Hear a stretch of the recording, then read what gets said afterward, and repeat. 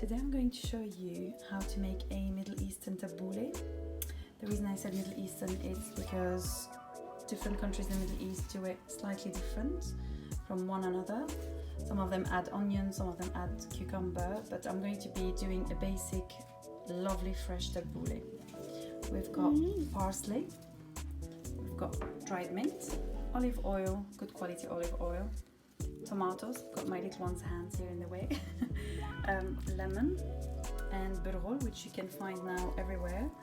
I've added water to reach this consistency, and a salt and a garnish of a flower for the end.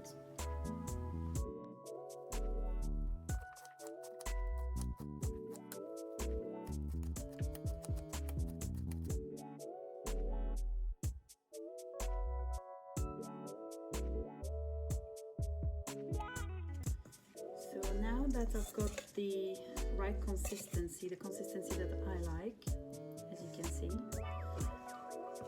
I'm going to add a tiny bit of dried mint, olive oil,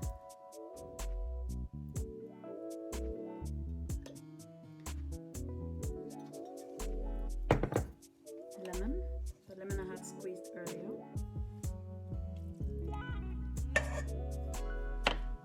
and a pinch of salt. Again, you can add more salt, more lemon and more olive oil as you go along. Once you've tried it,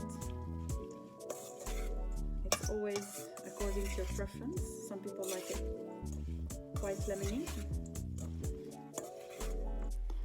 Now that it's ready, I'm going to add it in this plate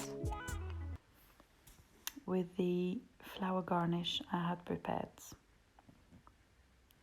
And that's all. Enjoy!